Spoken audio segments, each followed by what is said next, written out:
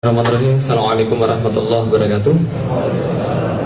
Alhamdulillahirabbil alamin wassalatu wassalamu ala asrofil anbiya'i wal mursalin wa ala alihi wa sahbihi wa man da'a bi da'watihi wa iltazama bi tariqatihi wa tarasama khutuhu jalal aqidatan islamiyyatan asasan fikratihi wa miqyasan amali wa masdaran ihkami.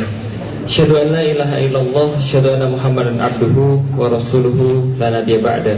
Wa qala Allah ta'ala fil kitabihil karim, a'udzu billahi minasyaitonir rajim. Bismillahirrahmanirrahim.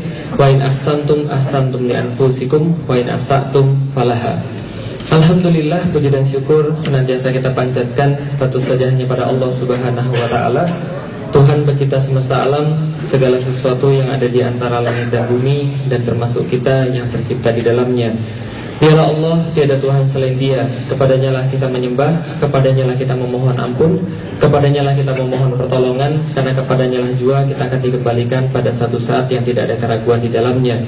Salam dan salam semoga juga tercurah dan terlimpahkan kepada baginda Nabi besar Muhammad sallallahu alaihi wasallam, yang juga telah menuntun kita ke sebuah jalan yang kita yakini dan kita akui sebagai satu-satunya jalan menuju pada surganya Allah. Dan kita memahami bahwa tidak ada satupun jalan yang benar kecuali yang telah dicontohkan oleh beliau sallallahu alaihi wasallam. Karena beliaulah penghulu segala kebaikan, dan kepada beliaulah dituntunkan segala kebaikan, maka tidak terjadi kebaikan kecuali atas perbuatan beliau, ataupun perkataan beliau, ataupun bahkan diamnya beliau. Dan semoga kita yang berada di sini tidak termasuk orang-orang yang hanya meyakini dan mengakui bahwa Rasulullah Muhammad adalah Rasul kita, tapi mudah-mudahan Rasul pun mengakui bahwa kita adalah bagian daripada umatnya. Amin. Alhamdulillah, Bapak Ibu sekalian yang selalu dirahmati Allah. Jadi pada hari ini kita berjumpa, kita sharing tentang Islam dan sedikit membahas tentang bagaimana menjadi pribadi muslim yang produktif. Jadi pada hari ini teman-teman sekalian, apa yang pengen saya sampaikan ini diambil daripada judul buku saya yang ketiga, judulnya adalah How to Master Your Habits. Nah, ini adalah sebuah buku yang memang saya tulis khusus untuk kemudian membuat kaum muslimin produktif. Karena kenapa? Buku pertama dan buku kedua saya tulis itu banyak membicarakan tentang janji Allah, percaya tentang janji Allah, bagaimana menjadi seorang muslim yang sejati, yang kemudian mereka berdakwah untuk kebangkitan Islam. Namun ketika saya menulis buku pertama dan buku kedua, banyak di antara kemudian yang bertanya seperti ini, Ustaz, kalau gitu mau tanya, Ustaz masuk Islam tahun berapa? 2002. Lah, mudah-mudahan bukan ujub, tapi kenapa kemudian sekarang sudah bisa jadi seperti sekarang? Sudah bisa mengisi pengajian, sudah bisa mengisi kemudian materi-materi Islam, kemudian menghafalkan hadis dan ayat dan sebagainya. Apa rahasianya? Tipsnya apa? Nah, kemudian karena itulah saya membuat buku yang ketiga, judulnya How to Master Your Habits. Karena tidak ada tips dan tidak ada trik, nggak ada hal rahasia di balik itu. Kuncinya adalah bagaimana cara menguasai keahlian. 100 tahun yang lalu, Bapak Ibu sekalian, orang-orang HRD, ada di sini yang orang HRD, Human Resource Development, ada? Nggak ada ya? Satu sama sekali nggak ada. Masa sih? Nah, jadi orang HRD 100 tahun yang lalu, Bapak Ibu sekalian, mereka punya pertanyaan yang sangat penting, yang sampai sekarang baru bisa mereka jawab. Pertanyaannya sederhana, yang namanya keahlian, yang itu mendukung produktivitas, karena kan HRD kan berurusan dengan produktivitas karyawan. Nah, yang keahlian tadi, ini diturunkan atau lewat pelatihan? Itu pertanyaannya. Itu 100 tahun yang lalu. Kalau bahasa kerennya, are leader nature or nurture? Apakah pemimpin ini dilahirkan, bakat, atau melalui pelatihan, atau melalui pembiasaan? Itu yang mereka tanyakan. Mereka tanya berkali-kali dan ujung-ujungnya mereka dapat jawaban. Karena masih banyak di antara orang-orang Indonesia mengatakan atau mengira bahwa yang namanya keahlian itu diturunkan. Contoh, kenapa dia bisa jadi ustadz? Karena memang sudah digariskan dari Allah, gitu kan ya? Memang sudah keturunan ustadz, bapaknya ustadz, anaknya ustadz, bapaknya kiai, anaknya kiai. Dek, kenapa nilai ujianmu dapat matematikamu dapat 3? Karena bapak saya juga jelek matematikanya, gitu kan ya? Nah, kenapa temanmu bisa dapat 8? Bapaknya dokter, pintar. Maka orang-orang banyak berpikir yang namanya keahlian itu diturunkan. Tapi tidak, setelah dijawab oleh pakar HRD, ternyata mereka menjawab keahlian tidak diturunkan. tapi lewat yang namanya pelatihan. Karena kalau keahlian diturunkan, monyet gak manjat pohon lagi. Betul begitu? Karena monyet pasti sekarang sudah main komputer. Kenapa? Karena keahlian yang dibawa bapaknya turun ke dia, keahlian yang dia punya turun lagi ke anaknya. Maka monyet pasti punya peradaban. Ternyata tidak seperti itu. Keahlian tidak diturunkan, tapi dilatih. Tatkala orang HRD membahas bahwa keahlian itu adalah dilatih, maka mereka muncul dengan banyak teori. Muncullah namanya training motivasi. Betul begitu? Pelatihan banyak, menjamur motivator. Di mana-mana motivasi, training motivasi. Ciri-cirinya apa? Orang-orang yang ikut training motivasi, kalau ditanya, apa kabar hari ini? Luar biasa. Nah itu contoh training motivasi itu. Yang sering ikut MLM, super, luar biasa, dan sebagainya.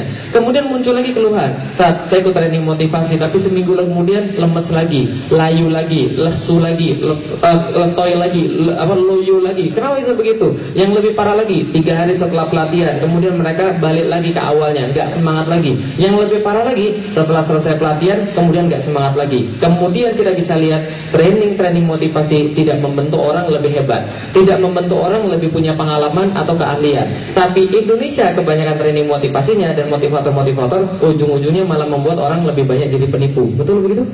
Lihat ya?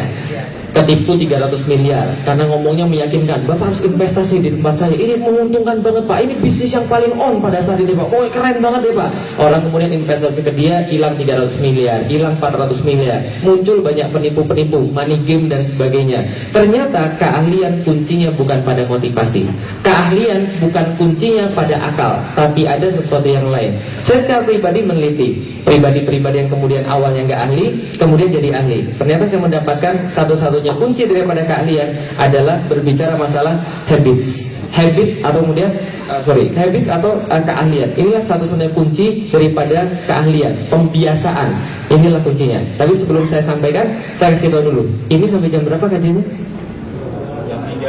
Jam 3 ya? Jam 3 semua maksudnya. Jam berapa kajiannya? Jam 1.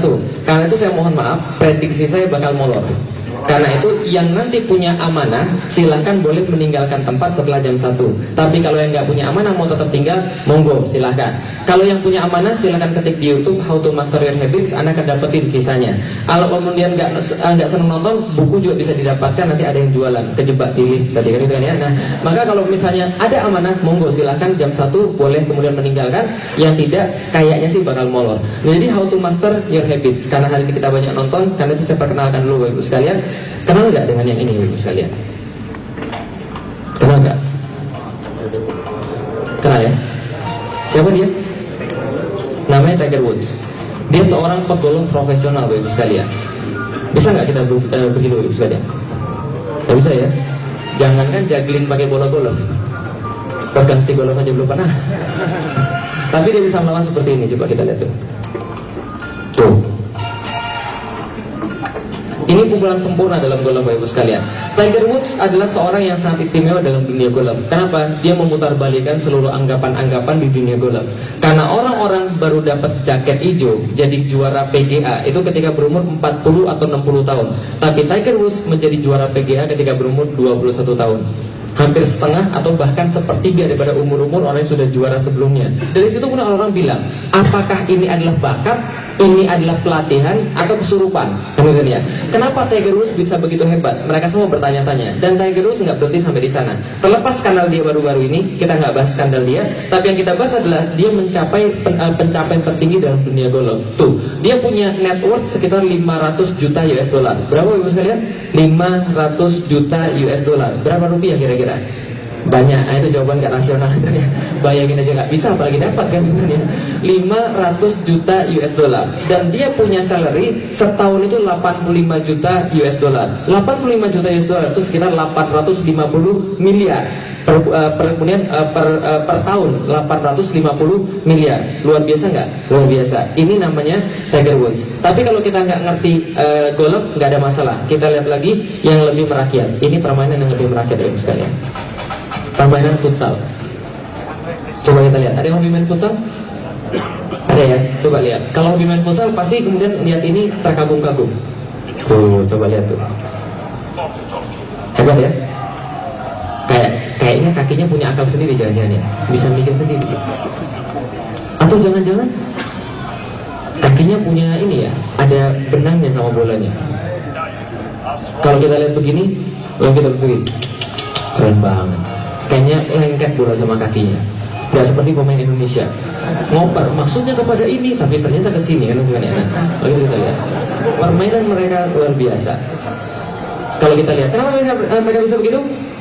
Karena dari dulu sudah main bola dari kecil. Tiap hari dilakukan sehingga jadi otomatis. Jadi kalau dapat bola dia nggak mikir lagi. Nah, itu permainan bola Ibu sekalian. Kalau gitu kita lihat, ini adalah salah satu bagian daripada habits. Jadi kalau itu habits adalah apa? Habits adalah perkara yang sudah Anda lakukan berkali-kali sehingga itu jadi otomatis bagi Anda. Dilakukan berkali-kali sehingga jadi otomatis bagi Anda. Karena setiap hari yang mereka lakukan adalah main bola. Maka setiap hari ketika main bola, kalau bola sudah di kakinya bergerak secara otomatis. Itulah maksudnya namanya habits. Kalau kurang paham, oke, kita akan lihat contoh lagi. Hari ini nggak banyak dalil, hari ini banyak nonton.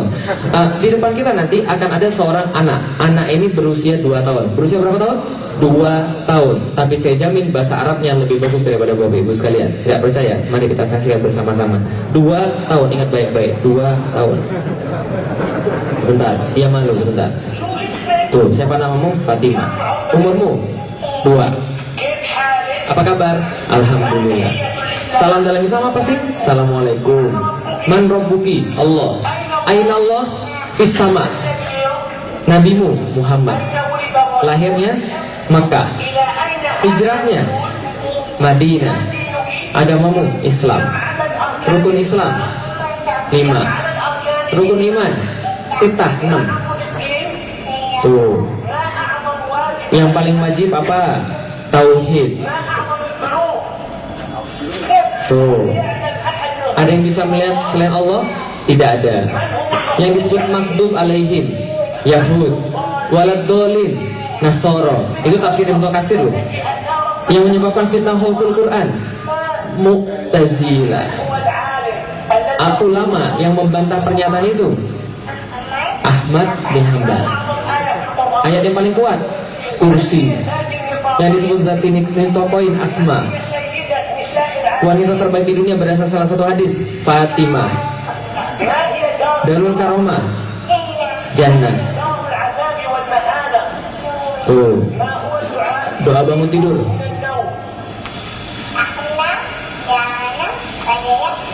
Tuh.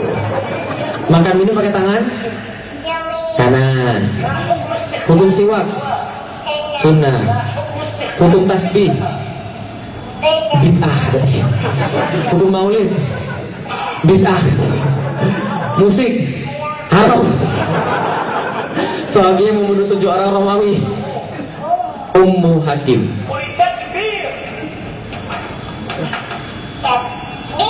Iya.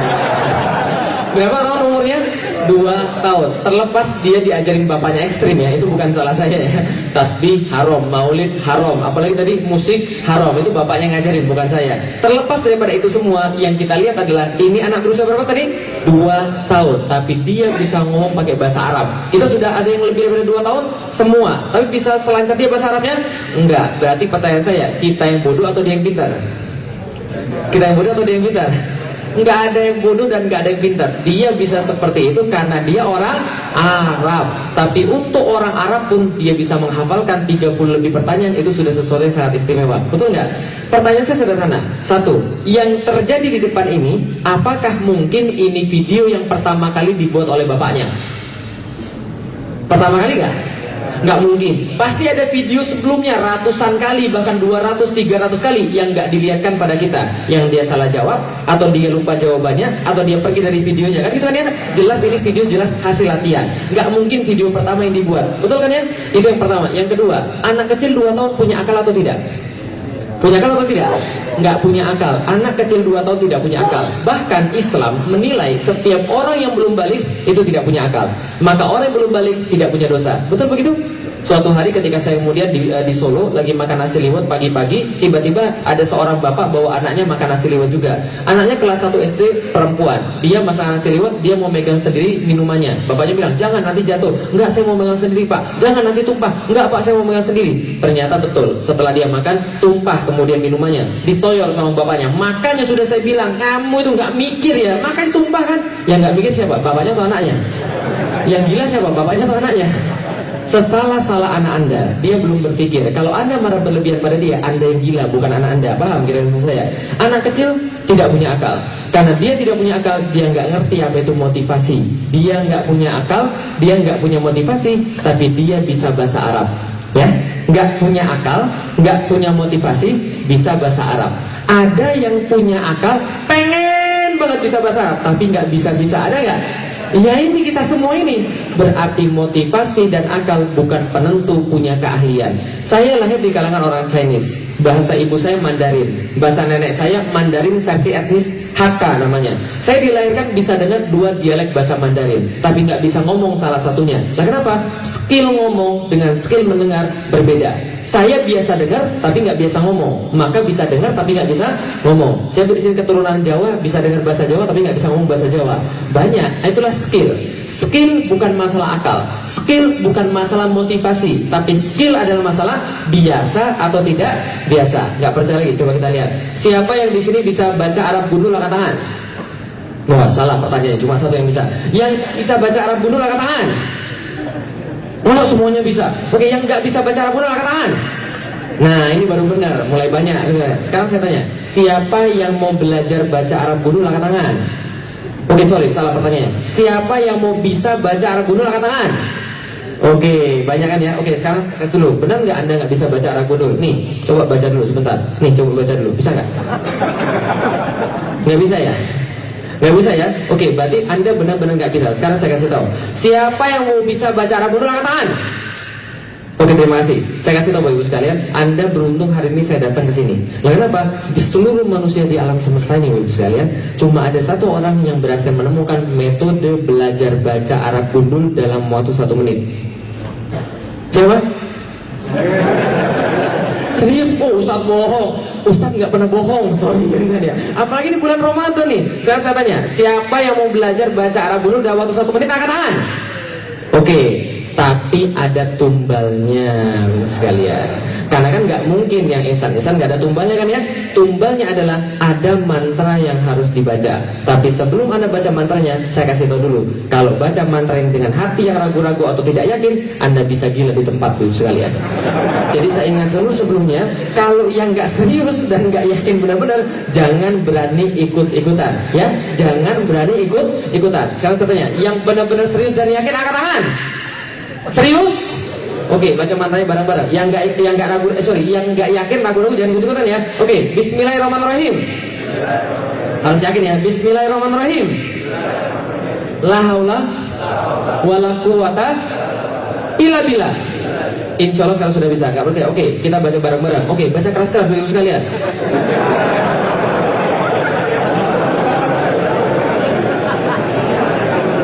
Terima kasih. Bisa kan? Bisa. Saya nggak pernah bohong Bapak Ibu sekalian. Bisa. 100% nggak ada yang salah Bapak Ibu sekalian. Sudah saya bilang, yang jago mantranya atau saya yang ganteng Bapak Ibu sekalian? Nggak ada.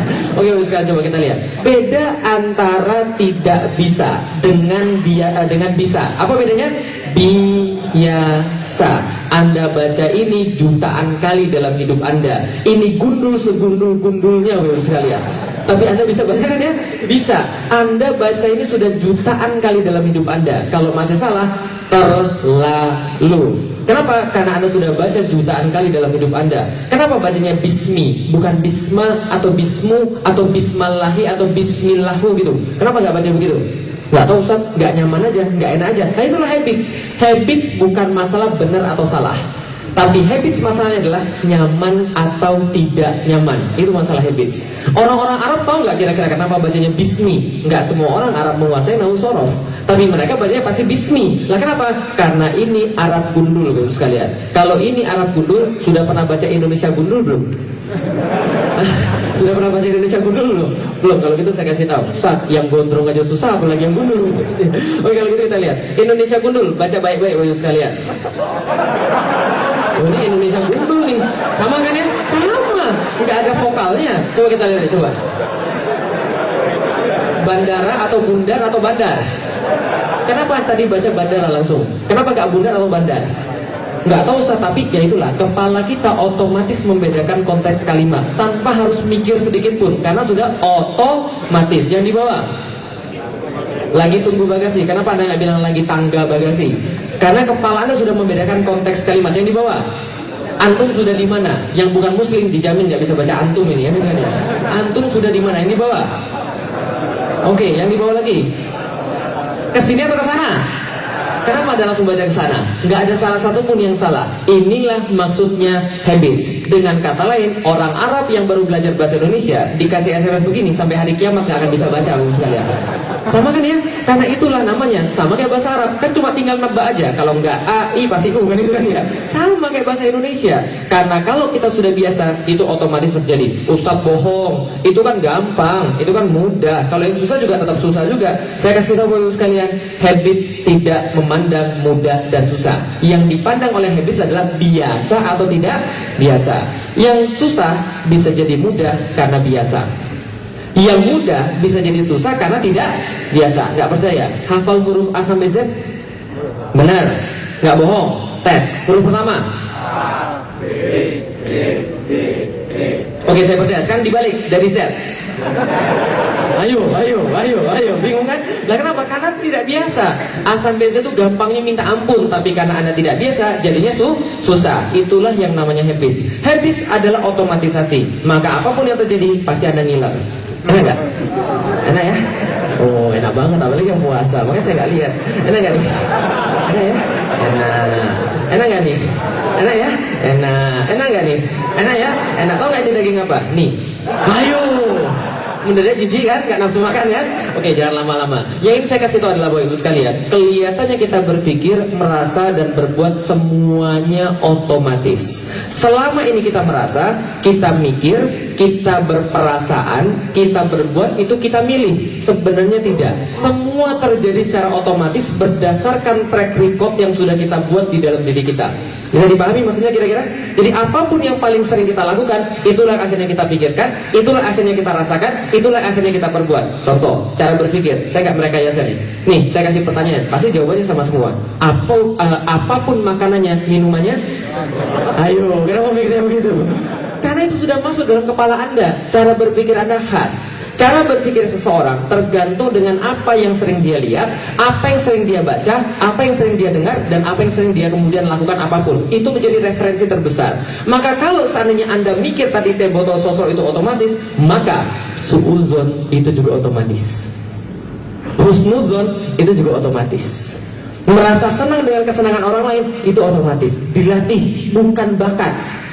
Nggak senang ketika melihat orang senang, hasad, itu juga otomatis. Karena itu yang paling sering kita kemudian latih. Ngomongnya kasar, itu pasti jarang baca Al-Quran. Kenapa? Kalau dia sering baca Al-Quran, referensinya yang baik-baik semua. Bisa dipahami gitu saya. Maka itulah kemudian daripada habits. Berpikir tergantung habits, merasa juga tergantung habits. Contoh, mohon maaf ya, bagi sekalian, mohon maaf ya. Sorry, ini kepentingan pendidikan, jadi harus saya lakukan. Mohon maaf, nun sewu. Yang orang Jawa angkat tangan.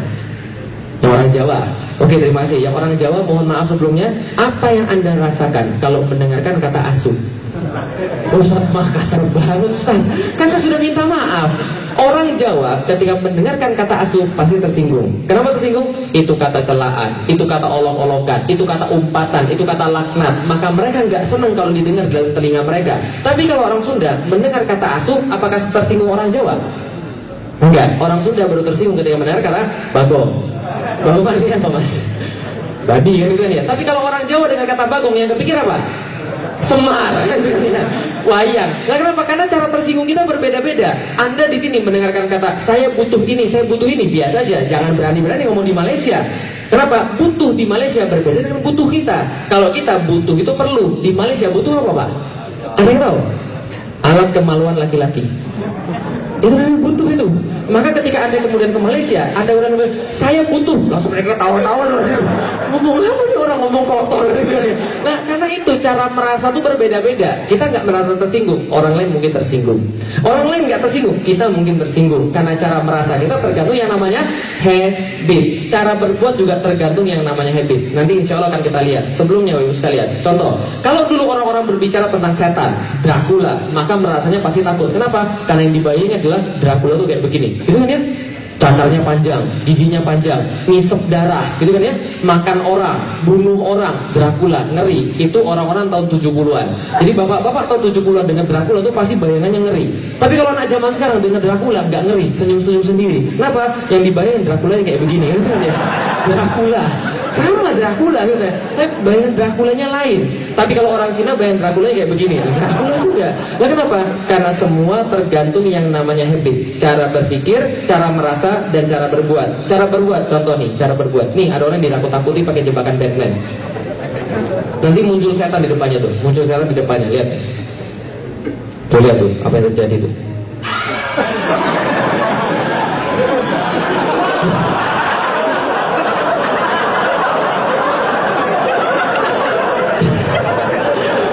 Pertanyaan saya sederhana. Dia sadar nggak pukul monitornya?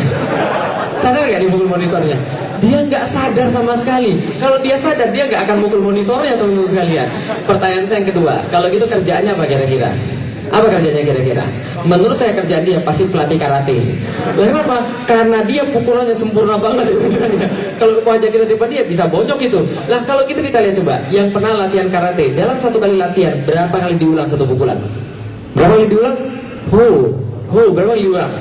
2000 sampai kemudian 3000 kali dalam satu sesi. Sehingga ketika sudah diulang berkali-kali, muncullah yang di dalam dunia kedokteran dikenal dengan nama the learned reflex. Refleks yang dipelajari. Kan refleks ada dua, refleks otonom sama refleks yang dipelajari. Maka itu sudah jadi refleks bagi dia. Maka tatkala di Jakarta kemarin ada suster ngesot ditenang oleh satpam, yang salah suster ngesotnya atau satpamnya? Suster ngesotnya, siapa suruh dia muncul di depan satpam?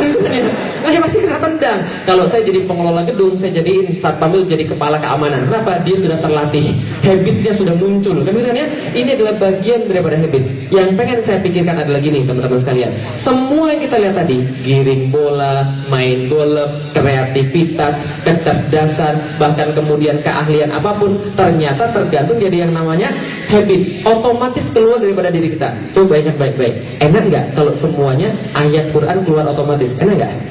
Enak kan ya? Gimana kalau saya kebaikan terjadi secara otomatis? Enak nggak? Enak. Kita melihat sesuatu, oh ini hukumnya. Enak nggak kira-kira? Enak. Ustaz ini gimana hukumnya? Ini dalilnya. Enak nggak kira-kira begitu? Enak. Itulah yang menjadi seorang muslim yang produktif. Dalam perkara apapun, baik agama ataupun dalam perkara dunia, semuanya tergantung daripada keahlian Anda. Mau nggak Anda membuat keahlian itu adalah kuncinya. Kalau gitu kita lihat teman-teman sekalian, kita masuk teorinya. Habits adalah kebiasaan. 95% daripada apapun yang kita rasakan, kita pikirkan, kita perbuat, itu adalah bagian daripada habits. Termasuk diantaranya cara makan, itu habits. Apa kuncinya? Contoh, orang makan nasi telur. Biasanya kan dia makan nasi telur, ada caranya kan ya? Bisa jadi dimakan kemudian putihnya doang, ditinggalin kuningnya bulat. Selesai semua baru dimakan bulat-bulat. Begitu kan ya? Kalau dia dikasih makan nasi telur lagi, cara makannya sama atau enggak? Pasti sama. Setiap etnis itu punya karakter kolektif. Jadi benar, kalau setiap etnis itu punya karakter kolektif, saya setuju. Orang Padang, karakter kolektifnya apa? Pandai dagang. Orang Jawa, jalan-jalan wae. Jawa. Kalau orang Sunda, suka dan. Kalau orang Batak, banyak taktik. Dan memang karakter kolektif. Makanya kata teman saya yang orang Batak, please, di dunia ini cuma ada dua orang. Siapa itu? Orang baik dan orang Batak. Nah itu kata dia. Bukan kata saya gitu kan. Itu adalah bagian daripada kemudian karakter kolektif. Kita semua punya karakter kolektif masing-masing. Cara menikmati makanan pun berbeda-beda. Jawa Tengah, Jawa Timur, mereka punya karakter kolektif masing-masing. Contoh, Jawa Tengah sama Jawa Timur, makanan mana yang lebih rapi? Jawa Tengah atau Jawa Timur? Jawa Tengah pasti lebih rapi. Kenapa? Perhatiin aja cara ngiris tempenya. Jawa Tengah ngiris tempenya rapi-rapi. Jawa Timur segini-gini tempenya, gitu kan ya. Kalau makan dicampur-campur kalau di Jawa Timur. Kalau Jawa Tengah tidak, dipisah-pisah. Semua punya karakter kolektif masing-masing berdasarkan habits. Termasuk bentuk wajah itu juga bagian daripada habits. Makanya orang Cina mengenal ada yang wajahnya feng shui-nya bagus, ada yang wajahnya feng shui-nya jelek. Kenapa? Karena tatkala kemudian dia ngelamar, HRD sudah bilang kamu ditolak. Padahal belum ngomong apa-apa. Sudah kelihatan dari wajahnya. Wajahnya feng shui jelek. Kok bisa begitu? Ternyata itu bukan sebuah klinik. Dalam bukunya Blink, Malcolm Gladwell menulis bahwa seseorang menilai orang lain dalam waktu 3 detik pertama. Kenapa? Ternyata orang yang sudah sering ketemu orang lain, apalagi manajer HRD yang biasa menginterview orang, maka dia bisa membedakan karakter orang dari cara bentuk wajah orang. Kenapa bisa begitu? Karena orang yang sering mengeluh punya urat-urat tertentu pada wajahnya dibandingkan orang yang optimis. Karena itulah orang mengeluh nggak pernah sukses. Ada kemudian cara-cara tertentu kita membedakan dengan itu. Kenapa kita ketemu orang, kayaknya saya nggak senang sama dia. Nah, itu benar. Karena kita sudah bertemu kayak begini, hasilnya begini, kayak begini, hasilnya begini. Nah, itu kemudian membentuk sebuah habits. Apalagi misalnya cara berperang, kemudian produktivitas, kreativitas, semua itu adalah bagian daripada habits. Nah, kalau gitu habits itu apa? Habits adalah anak kandung daripada bapak namanya latihan dan ibu namanya repetisi. Bapaknya namanya siapa? Ibunya namanya siapa? Anaknya namanya habits. Sekali lagi, bapaknya siapa? Ibunya siapa? Repetisi. Anaknya namanya habits. Sekali lagi, bapaknya siapa namanya? Ibunya namanya siapa? Anaknya namanya? Oke, bapaknya latihan, ibunya repetisi, anaknya namanya habits. Mau dinikahkan paksa atau sukarela, tetap aja punya anak namanya habits. Mau nikah siri atau kawin lari, tetap aja punya anak namanya habits. Asal ada bapaknya. Bapaknya siapa namanya? Latihan. Ibunya namanya siapa? Oke, anaknya namanya habits. Jangan lihat ke depan. Bapaknya siapa? Ibunya namanya siapa? Anaknya namanya? Bagus. Bapaknya latihan, ibunya repetisi, anaknya namanya habits. Habits seperti spiral. Awalnya kecil, lama-lama jadi besar. Coba perhatikan tuh. Ada kemudian biji tumbuh. Yang tumbuh awalnya apa? Akarnya. Tumbuh akar semakin panjang, bisa mengisap air, kemudian menginisiasi, kemudian tumbuhnya daun. Daunnya kemudian lebih tumbuh lagi, kemudian bisa berfotosintesis. Semakin banyak berfotosintesis, maka dia bisa menumbuhkan akar lebih panjang lagi. Semakin panjang akar, maka semakin kemudian besar lagi kemudian daunnya. Terus menerus seperti itu sampai lebih besar. Yang tidak kemudian keluar akarnya, tidak muncul daunnya. Awalnya kecil, lama-lama jadi besar, lama-lama jadi besar, lama-lama jadi besar. Jadi jangan anggap enteng yang kecil-kecil, karena setan dan malaikat selalu mulai daripada yang kecil. Gak apa-apa lah, cuma seperti ini. Nah, cuma kan ya, cuma itu kata-kata berbahaya. Kenapa? Karena semuanya dimulai dari cuma. Ustaz, kan cuma pegangan tangan. Ya orang hamil itu ya awalnya pegangan tangan cuma kan ya. Orang kawin itu juga awalnya juga cuma pegangan tangan. Cuma itu berbahaya, karena yang dari kecil lama-lama jadi besar. Karena kebaikan ataupun kejahatan itu bikin ketagihan. Ya, kebaikan atau kejahatan bikin ketagihan. Contoh, kalau gitu kita lihat, semua dimulai dari kecil, termasuk namanya habits. Ibunya bilang, jangan, nanti kamu jatuh. Jangan, nanti kamu jatuh. Sampai gede, ingat dia. Pokoknya kata ibu nggak boleh naik tangga. Pokoknya nggak boleh naik tangga. Ingat ya pokoknya nggak boleh naik tangga. Istiqomah, pokoknya nggak mau naik tangga. Pokoknya nggak boleh, kata emak nggak boleh naik tangga pokoknya nggak boleh naik tangga pokoknya.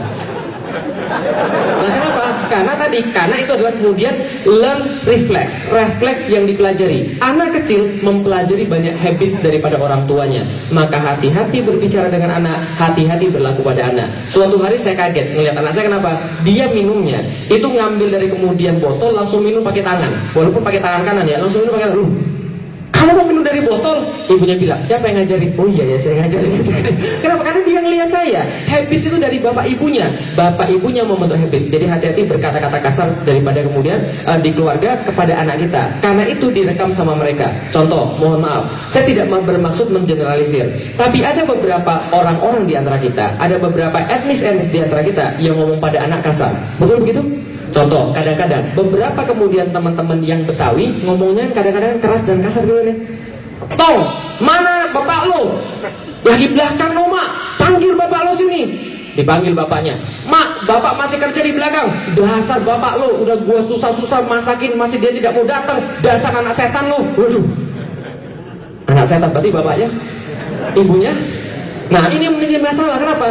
Karena kata-kata kasar direkam oleh anak-anaknya. Apalagi misalnya seorang istri misalnya sering berantem sama bapaknya di depan anak-anaknya. Yang direkam siapa? Yang rekam siapa? Anak-anaknya. Jadi jangan heran kalau gede nanti anaknya bantah sama ibunya. Kenapa? Ibunya nanya, kenapa kamu bantah sama ibumu? Diomongin sekali malah jawab 10 kali. Dia jawab, kamu juga bantah sama suamimu? Kan gitu kan ya? Maka dia belajar sesuatu dari kita. Habits, kebiasaan apa yang terjadi. Contoh lagi misalnya, suatu hari anak saya 5 tahun namanya Alila, cewek, datang kemudian ke rumah bawa gambar pemandangan ceritanya. Lalu kemudian kita, pemandangan kok begini? Enggak, ini bukan pemandangan. Dia bilang, enggak, ini guru saya pemandangan begini. Karena di gambar apa? Gambar pemandangannya yang sudah sama dari dulu sampai sekarang, Sabang sampai Merauke. Kalau suruh gambar pemandangan, gambar apa? Gunungnya ada berapa? Kenapa gunungnya harus 2? Kenapa enggak 3? Kenapa enggak 4? Kenapa gunungnya harus 2? Di tengah-tengah gunung muncul, dari matahari muncul, sebelah kiri kanan jalan ada sawah, di atasnya ada kemudian burung, awan. Itu aja Masya Allah, Indonesia merdeka tahun 1945 sampai tahun 2013. Gambar pemandangan gunung 2. Ya, itu aja. Saya bilang, enggak, kita ganti yang lain. Gambar apa? Oke, kalau gitu kita gambar pemandangan. Saya gambar awan di bawah. Terus di atasnya saya kasih gunung. Apa kata anak saya? Bi, mana ada gunung terbang, Bi? Abi bohong, nggak ada gunung terbang. Saya bilang, siapa bilang nggak ada? Guru saya bilang nggak ada. Gunung tuh di bawah, kalau ditaruh di atas ya jatuh. Saya bilang, enggak, gunung terbang ada. Nggak percaya? Saya buka internet, ketik cloud and mountain. Muncul nggak gambar yang serupa? Muncul, bawahnya awan, atasnya gunung. Anak saya lihat, iya juga ya, ada juga. Ada, saya bilang. Terus saya bilang, nih, saya gambar di atas gunung, gambar jalan tol. Tapi bukan mobil di atasnya, pesawat. Boleh nggak kira-kira? Boleh aja, kan saya gambar gitu ya. Di atas pun ada awan, di atas awan kemudian mobil terbang. Anak saya ketahui, mana ada mobil terbang nih? Nggak ada. Saya bilang, siapa bilang nggak ada? Buka Harry Potter, mobil terbang. Kalau itu terasa sederhana. Saya dosa nggak gambar kayak begitu? Enggak dosa. Tapi teman-teman sekalian, itu masalah kreativitas. Kalau kita membatasi dari awal bentuk habits yang nggak baik, maka anak kita nggak bisa berkembang besok-besoknya. Kenapa? Ini masalah habits. Dia harus tahu bahwa kalau dia nggak dosa, dia boleh ambil. Kalau dosa, dia harus tinggalkan. Selesai. Jika rolling, bisa bikin mobil terbang nggak? Bisa bikin mobil terbang nggak? Nggak bisa. Dia cuma cerita mobil terbang. Itu aja dapat duit banyak. Apalagi bisa bikin mobil terbang. Saya bilang sama dia, Alila, kalau kamu pengen benar-benar sesuatu, kamu pasti bisa dapat. Kalau benar-benar kamu pengen dan kamu lakukan. Masalah habits yang ditanamkan pada anak kita, ini bermasalah besar. Apalagi habitsnya cerita-cerita masa lalu yang salah. Apa misalnya cerita masa lalu kita? Coba apa? Kancil mencuri timun. Kancil mencuri timun. Pesan moralnya apa?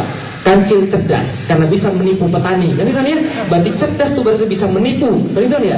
2, ada orang ngintip cewek mandi. Ternyata ceweknya bidadari. Dia kemudian maling bajunya. Bidadari nggak bisa terbang ke langit. Kemudian hasilnya apa? Nikah sama bidadari. Pesan moralnya apa? Maling kawin sama bidadari. Bagus. Ini pesan moralnya nih. Habits yang dibentuk pada kita setiap kali dan kemudian itu menjadi kemudian otomatisasi pada diri kita. Membentuk habits itu seperti mengulangi berkali-kali. Ini gambar orang yang lagi main basket. Siapa yang hobi main basket? Ada yang hobi main basket? Ada. Oke, ini gambar namanya gambar free throw. Free throw ini dilempar dari garis ini. Ternyata setelah diteliti teman-teman sekalian, berkaitan dengan habits ini, free throw ini baru bisa mencapai akurasi 85% masuk kalau dia sudah melempar 500.000 kali. Berapa? 500.000 kali. Berarti kalau dia sudah 500.000 kali lempar dari titik yang sama, dia baru dapat akurasi 85%. Ini sudah ada penelitiannya. Dibuktikanlah penelitian ini. Dipasang seseorang yang sudah free throw-nya sudah 500.000 kali dia latih. Dia disuruh lempar 10 kali. Masuknya berapa kali? 10-10-nya masuk. Kan 85%. Gitu kan ya? Ditutup kemudian matanya pakai kain sehingga dia nggak bisa kemudian melihat. Suruh lempar lagi 10 kali. Yang masuk berapa? 10-10-nya masuk. Ternyata mata tidak pengaruh. Kemudian mereka pikir, pengaruhnya apa lagi? Oh, mungkin pengaruhnya yang lain. Setelah itu dia suruh melempar dengan melihat cewek-cewek yang seksi-seksi tadi. 10 kali lempar, berapa kali masuk? 10-10-nya masuk. Ternyata konsentrasi tidak mengganggu dia, kan katanya. Masuk 10-10-nya. Ternyata setelah itu dia ada penelitian lagi. Dia disuruh mundur 2 langkah dari titik yang awal dia latih. Suruh lempar lagi 10 kali. Yang masuk berapa? 7 kali. Dia suruh maju 2 langkah dari titik awal dia latih. Suruh lempar 10 kali. Yang masuk berapa? 7 juga. Berarti yang pengaruh apa? Jarak latihan. Bukan tangan, bukan mata, bukan konsentrasi. Dengan kata lain apa? Pernah tahu Michael Jordan? Berapa kali Michael Jordan ketika sudah tinggal 3 detik pertandingan, cuma selisih 1 nilai, dia dikasih bola, lempar masuk. Berapa kali? Berkali-kali Michael Jordan lakukan. Kenapa? Michael Jordan punya beberapa titik yang di dalam lapangan basket, kalau dia dibiarkan lempar dari sana, mejem pun atau bahkan kemudian sambil ngopi pun masuk. Iya, gitu. Artinya adalah apa? Tidak ada kemungkinan tidak masuk karena dia sudah kemudian melatih habitnya beratus ribu kali ngelempar dari titik yang sama. Bisa dipahami kira-kira saya sekalian. Ini masalah habits. Cuma masalah pengulangan saja. Kalau itu kita lihat lagi. Habits dibentuk seperti orang lagi main peta umpat seperti di sini nih. Anggap saja awalnya otak kita tuh kosong karena kita anak-anak. Karena otak kita kosong, lalu kemudian kita membuat satu pengalaman. Membuat pengalaman itu seperti apa? Kayak anak-anak lagi berjalan di atas ladang gandum. Coba lihat tuh. Mereka berjalan jalan di sana, mereka menyibak ladang gandum. Yang disibak tentu saja rebah. Setelah rebah, dijalani lagi, diinjek-injek lagi, makin rebah lagi. Dijalani lagi, makin rebah lagi. Ada orang mau lewat, dia pilih jalan yang sudah ada atau jalan yang belum ada? Mendingan sudah ada, nggak usah capek lagi. Lewat lagi di situ, semakin nyaman, semakin nyaman, semakin nyaman, sehingga dia nggak mau berubah ke tempat yang lain. Lalu diinjak, tambah padat, tanamannya mati. Diinjak lagi, tambah padat lagi, nggak muncul tanaman. Inilah namanya jalan-jalan berpikir. Kita sudah jalani sekali, dua kali, awalnya nggak enak, lama-lama enak dan jadi nyaman. Inilah namanya habits, sampai akhirnya membentuk jalan-jalan pikiran. Bisa dipahami kira-kira maksudnya teman-teman sekalian? Maka orang yang bohong 10 kali akan cenderung bohong untuk yang ke-11 kali dibandingkan dengan orang yang baru berbohong 2 kali. Bisa dipahami kira-kira saya? Karena dia sudah nyaman di situ. Orang yang bohong 1000 kali akan lebih mudah berbohong dibandingkan orang yang baru berbohong 10 kali. Apa yang Anda rasakan pertama kali ketika berbohong sama istri Anda? Nggak enak, lama-lama udah biasa, prestasi. Udah bohongin istri gue 100 kali, tahu nggak ada nih. Ini masalahnya, karena orang maksiat awal-awalnya merasa malu, nggak enak. Tapi kalau maksiat tuh dilanjutkan terus-menerus, hilang sudah kemudian akalnya. Kenapa? Sudah digantikan dengan yang namanya habits. Kalau gitu kita lihat, habits dibentuk berapa lama? Habits dibentuk 30 hari. Awalnya adalah kita belajar, learn, kemudian bapaknya. Siapa bapaknya? Terus ibunya. Siapa ibunya? Anaknya. Kemudian jadi yang namanya habits 30 hari. Buktinya apa? Nih, sekarang kita lagi latihan 30 hari puasa. Sebelum puasa kita makan siang jam berapa? 12. Sarapan jam berapa? Jam 7. Makan malam jam berapa? Jam 7, jam 8. Pas puasa, ganti semua tuh pola makannya. Apa buktinya? 1 Syawal disuruh sarapan. Enak gak? Nggak enak, rasanya ada yang aneh. Kenapa? Karena kita sudah jadi yang namanya habits. Awalnya nggak nyaman, lama-lama jadi nyaman. Contoh, saya aslinya Palembang, pindah ke Jakarta. Dari Jakarta suruh kuliah ke Bogor. Pas kuliah ke Bogor, 1 bulan saya nggak bisa makan di Bogor. Kenapa? Merasa nggak nyaman dengan di Bogor. Setelah 5 tahun di Bogor, nggak mau pindah ke Jakarta. Suruh pindah ke Jakarta, dipaksain. Lama-lama nggak mau pindah lagi kemana-mana. Semua tergantung kenyamanan. Nah, kalau belum pernah lihat, silakan search di internet. Monyet lagi main kungfu. Ada nggak monyet bisa main kungfu? Ada. Burung berhitung sudah pernah lihat belum? Singa laut main kemudian berhitung sudah pernah lihat belum? Sudah. Itu adalah binatang. Dia bisa nggak melakukan kemudian hal seperti itu? Bisa, karena biasa. Itu monyet yang kemudian bisa kemudian latihan. Bentar, kalau gitu kita lihat lagi. Ini juga nggak bisa nih. Kabar baiknya adalah kita tidak harus pakai motivasi dan nggak harus mikir untuk dapat yang namanya habits. Cukup lakukan berkali-kali, maka kita dapat yang namanya habits. Kalau banyak mikir dan kalau banyak mikirin motivasi, malah nggak jadi-jadi itu habits. Contoh, siapa yang pengen tahajud setiap hari? Pengen? Siapa yang nggak tahajud tiap hari? Yang pengen banyak tapi nggak jadi-jadi. Kenapa? Banyak mikir. Oh, gue harus tahajud nih, serius. Harus tahajud karena derajatnya ditingkatkan. Tapi kan besok kan masuk pagi, malamnya kan lembur. Besok aja deh, karena Anda banyak mikir, nggak jadi-jadi itu habits. Habits bisa dapat dengan terpaksa. Kalau dipaksa, pasti jadi yang namanya habits. Tapi kalau terpaksa, kita nggak ikhlas. Justru itu, ikhlas itu awalnya terpaksa. Karena kalau ibadah yang awalnya terpaksa, jadilah namanya ikhlas. Tapi kalau nggak ibadah-ibadah, nggak ikhlas-ikhlas. Betul begitu? Contoh misalnya, ada orang mau sedekah 50.000, ikhlas nggak kira-kira? Ikhlas nggak kira-kira sedekah 50.000? Kalau itu yang pertama, mungkin Anda nggak ikhlas. Sedekah 50.000, mungkin nggak ikhlas. Lihat nih, 50.000, biru nih, biru. Lihat nih, pakai peci nih, sedekah tuh pakai peci, bukannya pakai golok. Warna hijau apa-apa tuh nih, lihat nih, biru keren nih. Mungkin nggak ikhlas. Sekali kasih, 2 kali kasih, 5 kali kasih, 100 kali kasih, 200 kali kasih. Akan merasa ikhlas nggak? Ikhlas sendiri. Karena ikhlas artinya kholas, habis. Awalnya kemudian penuh, kemudian habis. Itulah kemudian arti daripada yang namanya ikhlas. Nah, kalau gitu kita lihat lagi teman sekalian, habits 30 hari dibentuk, tapi tidak cukup kuat. Harus naik menjadi 90 hari, baru dia kemudian lebih kuat lagi. Kalau sudah 1 tahun, itu habitsnya sudah jadi batu. Dengan kata lain, sulit untuk dirubah. Itu berlaku dalam hal yang baik, juga berlaku dalam hal yang jelek. Inilah kemudian namanya habits. Apalagi bisa kita lihat, habits seperti lahan kosong. Awalnya kita tuh semua lahan kosong. Kalau lahan kosong ditanam bunga, yang muncul apa? Bunga. Rumput muncul nggak? Muncul. Tapi kalau nggak ditanam apa-apa, yang muncul apa? Rumput. Habit sama, kalau kita tanam habits yang baik, habits yang buruk tetap muncul. Tapi kalau kita nggak tanam apa-apa, yang muncul adalah habits yang buruk. Nah ini yang terjadi. Nah kalau gitu kita lihat nih, ini contoh yang tidak melatih habits. Jadi habits yang buruk, coba kita lihat nih. Tuh lihat tuh. Apa habitsnya? Suka taruh tangan di tempat-tempat yang aneh-aneh. Satu dicium, pingsan tuh misalnya. Pertanyaan saya kenapa bisa jadi begitu? Ini habits buruk yang dia nggak tahu, karena dia nggak pernah latih habits yang baik, yang muncul semua habits yang buruk. Dan kadang-kadang walaupun kita menertawakan mereka, kita punya habits buruk masing-masing. Yang itu bunuh diri kita sendiri. Betul begitu? Ngerokok. Terlepas itu adalah makruh dan terlepas itu haram, tapi itu habits buruk. Itu kan ya? Apalagi habits buruk? Mudah mencela orang, mudah melihat kejelekan orang, nggak mudah melihat kejelekan sendiri, pintar kemudian bersikap hasad, nggak senang kalau orang senang. Itu habits buruk yang muncul kalau kita nggak melatih habits yang baik. Maka bulan puasa kita lagi latihan habits nih. Lihat orang yang udah dapat yang baik, kita husnuzon. Jangan-jangan dia memang baik, dia lebih pantas mendapatkan daripada saya. Ketika kita merasa hasad, kita kasih dia hadiah. Ini adalah kemudian melatih habits yang baik. Kalau yang baik nggak dilatih, yang keluar yang buruk semua. Nah, inilah target kita. Gimana caranya agar dari dodol jadi yang namanya habits. Dodol itu tidak sadar bahwa dia tidak bisa. Kalau dia sadar dia tidak bisa, dia belajar. Setelah dia belajar, lama-lama dia jadi beginner, pemula. Setelah dia kemudian belajar lagi, lama-lama jadi habits. Tidak sadar bahwa dia bisa. Seluruh keahlian harus sampai di sana, baru seorang muslim bisa jadi produktif. Ya, tidak sadar bahwa dia bisa. Contoh, keahlian bahasa itu termasuk habits. Satu hari ustadz saya kemudian posting di Facebook, dibuka pendaftaran bahasa Inggris, 3 hari dijamin cis bahasa Inggris. Ustadz saya yang lain protes, nggak mungkin, bohong. Nah kenapa? Dia bilang, saya belajar bahasa Jerman 4,5 tahun. Saya tulis di bawahnya, Ustadz, indikasi Anda bisa bahasa Jerman apa? Mimpi saya dalam bahasa Jerman. Jadi dia tidak sadar bisa bahasa Jerman. Saya pikir, dia mimpi aja bahasa Jerman, saya sadar aja gak bisa Jerman ya. Nah kenapa?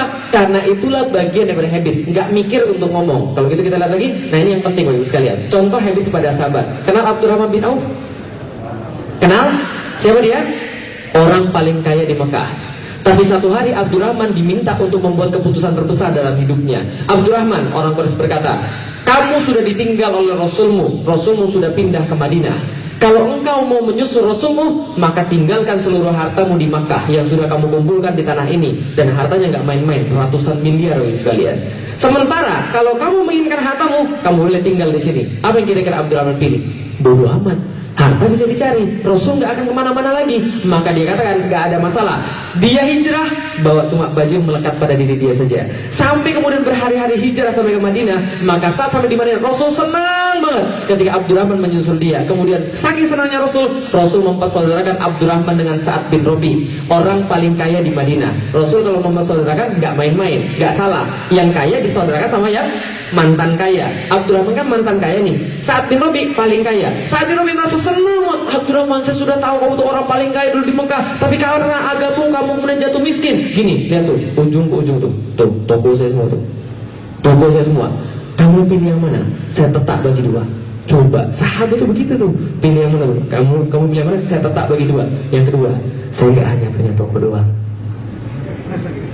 Istri saya ada 2. Tuh lihat tuh istri saya tuh. Mau yang mana? Saya ceraikan. Saya talak, segera saya nikahkan kalau masa idahnya sudah selesai. Ibu-ibu di belakang stres. Emang kita barang? Tenang Bu, tenang, saya belum selesai cerita. Tenang, saya belum selesai cerita ya. Nanti kalau selesai saya cerita Anda akan tahu kenapa Sa'ad bin Rabi nawarin Abdurrahman bin Auf. Apa kata Abdurrahman ketika ditawarin istri dan toko? Abdurrahman berkata, barakallahu fi malika wa ahlika. Berkah Allah wahai saudaraku, bagi hartamu juga bagi keluargamu. La hajata li fi dzalik. Aku tidak memerlukan hartamu, lagi tidak memerlukan keluargamu. Wa innama daluni ala suq. Akan tapi engkau cukup tunjukkan aku wahai saudaraku di mana letaknya pasar, li'tijaru fiha, agar aku dapat kemudian berdagang di dalamnya. Ditunjukkan pasar pada Abdurrahman. Dalam jangka waktu kurang dari setahun, Abdurrahman jadi orang paling kaya di Madinah. Kok bisa begitu? Itulah yang membuktikan bahwa orang sudah terlanjur kaya susah jadi miskin, Bapak sekalian. Tapi kalau orang sudah terlanjur miskin, susah jadi kaya. Betul itu. Dan ini kan permasalahan mental. mental sebenarnya. Jadi masalah kaya miskin bukan masalah harta, tapi masalah mental. Abdurrahman, dia tidak kemudian mau menerima semua itu karena kemudian dia tahu dia itu adalah kemudian orang yang sudah terbiasa kaya. Dia tahu supplier, dia tahu networking, dia tahu segmentasi pasar, dia tahu marketing, dia tahu diferensiasi, dia punya rekanan dan sebagainya. Otomatis dia langsung mudah men-setup bisnis dan kemudian langsung jadi orang paling kaya. Kemudian Rasul lewat, "Kaifa haluk ya Abdurrahman? Bagaimana kabarmu ya Abdurrahman?" "Alhamdulillah Rasul, baru saya nikah dengan seorang wanita." Loh, baru menikah, dia menolak dan bisa menikah sendiri. Apa mas kawinnya kata Rasul? Emas sebesar biji kurma. Coba, biji kurma Arab bukan biji kurma Indonesia kan ya. Nah maka itulah kemudian kekayaan dia. Sahabat dari penasaran, "Abdurrahman, gimana caranya agar kamu bisa jadi kaya?" "Saya nggak tahu, tapi setiap saya membalik sebuah batu, di bawahnya saya menemukan emas." Nah, Indonesia ada udang di balik batu, Abdurrahman ada emas di balik. Masalah mental. Kenapa masalah mental? Dia sudah terbiasa berbisnis bagi sekalian. Jadi gampang bagi dia men-setup bisnis. Ini pelajaran yang mau kita kasih. Kenapa Sa'ad bin Rabi nawarin pada Abdurrahman bin Auf? Karena dia tahu Abdurrahman dan dia sama-sama orang kaya. Orang kaya punya mental yang sama, nggak mau dikasih, maunya ngasih. Jadi kalau mental orang kaya itu adalah ketemu orang, apa yang bisa saya bantu? Nah, kapan mau kasih saya proposal? Apa yang bisa saya bantu? Kalau mental orang miskin, ketemu orang, apa yang bisa saya ambil daripada dia? Nih, maunya minta, maunya tangan di bawah. Tetapi mereka berdua sama-sama orang kaya. Karena itulah Sa'ad bin Rabi nawarin Abdurrahman, karena dia tahu Abdurrahman gak mungkin menerima. Coba kalau dia ketemu sama Anda, dia gak akan tawar itu sekalian. Karena dia tahu Anda pasti terima sekalian. Ini sama-sama mental orang kaya, maka dia tawarin karena dia tahu gak mungkin dia kemudian mau menerima. Nah kalau gitu kita lihat sekalian, habits adalah masalah kemudian kebiasaan yang meningkatkan ketidakpastian dan meningkatkan keberuntungan. Awalnya kita membentuk habits, lama-lama habits membentuk kita.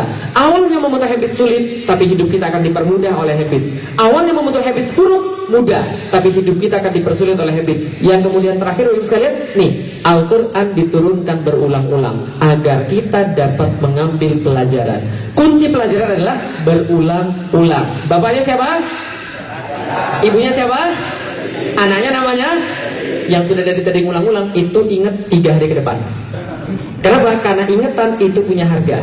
Ingatan punya harga. Besok Ustadz Bobby Herbibo akan menyampaikan bahwa ingatan Al-Quran juga punya harga. Harganya apa? Diulang-ulang. Karena satu kemudian penelitian mengatakan 7 pieces of information, 7 keping informasi diingat dalam waktu 30 detik dengan 3 atau 4 kali baca. Contoh, nomor telepon saya 0813 1150 1178. Nomor telepon saya 0813 1150 1178. Kok ngomongnya biasa aja, Ustaz? Oh, enggak apa-apa, 0813 1150 1178. Kalau sekarang nggak ada yang catat, pasti lupa dalam 30 detik ke depan. Itu sudah pasti, nggak akan ada ingat, nggak percaya. Siapa yang sering buka email, buat email terus lupa passwordnya? Semua kan ya, kenapa? Karena Anda terlalu percaya diri, Anda nggak mau nyatet. Sedangkan manusia pasti lupa 30 detik ke depan. 7 pieces of information. Gimana supaya kemudian ingatannya bisa lama? Ingatan 1 hari dibuat dengan cara mengulang 4 kali dan 1 kali ulangan 17 kali diulang. Itu penelitian. Jadi kalau mau ngafalin surat Al-Quran, mudah. Asal Anda mau melakukan bayarannya itu. Practice repetition, practice repetition. Ar-Rahman, 'allamal Qur'an, khalaqal insan, 'allamahul bayan. Ulangi 17 kali. Subuh sekali, zuhur sekali, asar sekali, maghrib sekali. Ingat untuk sehari. Besok gak diulangi, hilang tuh semua hafalan Quran. Besok ulangi lagi, 17 kali 4 lagi. Besok ulangi lagi, dapat untuk 1 minggu. Nggak diulangi lagi, lepas tuh Al-Quran. Maka hafalan Al-Quran itu kalau nggak diulang-ulang pasti lepas. Gitu kan ya? Karena itu kuncinya pengulang-ulangan. Ada nggak di sini yang lupa Al-Fatihah? Kalau yang lupa berarti Anda seiman dengan kemudian siapa kemarin? Yang subur. Karena dia lupa baca Al-Fatihah. Berarti jangan-jangan dia nggak pernah sholat. Gitu kan ya? Karena itu kan teori habis kan begitu. Nggak mungkin. Saya segugup apapun orang sholat Al-Fatihah, gitu kan ya? Nggak mungkin salah baca Al-Fatihah. Karena sudah diulang berkali-kali. Sehari berapa kali Al-Fatihah? 17 kali minimal itu 17 kali. Nah kalau gitu kita lihat teman sekalian. Terakhir banget nih, be expert in 10,000 hours. 10.000 jam adalah waktu Anda untuk jadi expert. Jadi kalau Anda melakukan satu hal dalam waktu kemudian 10.000 jam, Anda sudah jadi ahli di situ. Itu kunci produktivitas. Jadi produktivitas itu masalahnya cuma satu, pengulangan itu sudah selesai. 10.000 jam. Maka seluruh kemudian orang-orang di atas ini menjadi expert karena mereka sudah menghabiskan 10 tahun dalam perkara yang mereka pilih. Ingat ya, 10 tahun dalam perkara yang mereka pilih. Jadi jangan banyaknya mau, ini mau, itu mau, ini mau, itu mau. Semuanya nggak dapat. Kata orang Cina, jangan takut sama pendekar yang banyak punya jurus. Nggak ada gunanya. Kenapa? Takutlah sama pendekar yang punya 1 jurus. Karena itu pasti mematikan. Gitu kan ya? Kenapa? Karena orang maunya banyak, biasanya nggak dapat semuanya. Kalau orang maunya satu, insya Allah dia dapat. Itu 10.000 jam. Kalau sehari Anda lakukan 3 jam, 10 tahun Anda baru dapat 10.000 jam. Jam terbangnya. Itulah kemudian kuncinya. Masih terakhir lagi Bapak Ibu sekalian. Kok terakhirnya banyak banget ya, sebenarnya masih ada 2 slide lagi. Nah, Imam Syafi'i berkata ada 6 hal yang akan kita kemudian lakukan untuk menguasai satu ilmu. Satu adalah dengan kecerdasan, bersemangat, kesungguhan, memiliki bekal investasi, uang atau tenaga. Kalau nggak ada uang, pakai tenaga. Kalau nggak tenaga, pakai uang. Kalau nggak punya uang dan nggak mau pakai tenaga, mati aja. Kemudian yang keempat, yang kelima, bersama pembimbing. Yang keenam, serta waktu yang lama. Tidak ada shortcut untuk menguasai satu keahlian. There is no such things as ujuk-ujuk, pepatah bahasa Inggrisnya. Apa artinya? There is no such things as ujuk-ujuk artinya jangan menginjak rumput. Tepat, terima kasih. Yang terakhir banget Ibu sekalian, benar-benar terakhir. It's not what they do, but what they did. Bukan apa yang dia lakukan sekarang yang itu penting, apa yang dia lakukan sebelumnya itu yang penting. Mau menyampaikan seperti saya, Ustaz, gimana caranya bisa ngomong seperti itu tanpa napas? Itu takdir Ibu sekalian. Enggak, itu habits. Itu habits, pembiasaan pada saya. Sehingga kalau saya disuruh ngomong pelan, nggak bisa. Kenapa? Bapak Ibu bayangkan, saya punya waktu untuk ngisi kajian zuhur itu cuma sekitar 40-30 menit. Sedangkan materi saya sampaikan harus 1 jam. Otomatis suruh ngomong seperti ini. Ngomong seperti ini aja, masih lewat waktunya kan itu nih. Nah, karena itu adalah bagian daripada habits. Jadi kalau Anda mau seperti saya sudah mengisi materi ini kira-kira 200-300 kali. Saya ulangi. Jadi kalau saya bisa ngomong di luar kepala, wajar. Jelas ya? Maka tidak ada yang istimewa. Oh kalau gitu sampai biasanya, biasa aja memang. Masalahnya Anda mau nggak ngulang? Itu saja sebenarnya. Ngulang. Bapaknya siapa? Ibunya siapa? Anaknya namanya? Oke. Terakhir banget ada pepatah Melayu yang mau saya bagi. Nak atau tak nak? Nak atau tak nak? Kalau nak 1000 daya, kalau tak nak 1000 dalih. Apa artinya Pak? Orang Melayu Pak ya? Nak atau tak nak artinya apa Pak? Mau atau tidak mau. Kalau nak 1000 daya artinya kalau mau 1000 upaya, kalau tak nak 1000 dalih. Kalau dia sudah tidak mau 1000 alasan. Itu pasti, nak atau tak nak. Kalau Anda kemudian benar-benar mau berubah, benar-benar mau menguasai sesuatu, tanya aja pada diri Anda, nak atau tak nak. Kalau nak 1000 daya, kalau tak nak 1000 dalih. Kalau Anda benar-benar mau, Anda akan keluarkan 1000 upaya. Kalau Anda tidak mau, Anda keluarkan 1000 alasan. Gak punya duit lah, jauh lah, inilah, itulah. Dan orang yang punya alasan gak akan pernah bisa sukses. Saya kasih tahu, orang yang punya banyak alasan tidak akan pernah bisa sukses. Tapi orang sukses adalah orang yang bisa overcome seluruh alasan dia walaupun dia punya. Gak punya kaki tapi bisa naik sepeda, ada gak? Gak punya tangan bisa main piano, ada gak? Ada. Mualaf tapi kemudian bisa lebih hebat daripada orang yang dari awal Islam, ada gak? Ada. Itu baru orang-orang yang kemudian dihargai. Bukan bermaksud untuk ujub, tidak. Yang saya pengen sampaikan adalah Anda harus bayar sesuatu yang Anda pengen. Kalau Anda benar-benar pengen, bayarlah. Kalau Anda gak pengen, itu sudah gak usah dibayar. Dan Anda gak akan bisa, gak akan cerita. Tiba-tiba ting, Anda menguasai ilmu bahasa Arab. Nggak ada cerita begitu, kecuali kalau Anda pakai jin, gitu kan ya, pakai jin second kan ya. Itu mungkin, tapi kalau tidak, nggak akan mungkin. Terima kasih, ini bisa saya sampaikan. Kalau ada yang salah mohon maaf. Sekali lagi kalau ada yang kurang jelas karena ngomong saya terlalu cepat, bisa buka YouTube How to Master Your Habits. Atau kalau yang nggak jelas, materi sudah saya kopikan ke komputer panitia, silakan dikopi dari sana. Kalau ada yang kurang jelas juga, silakan bukunya dibeli, promosi sekalian. Terima kasih. Assalamualaikum warahmatullahi wabarakatuh.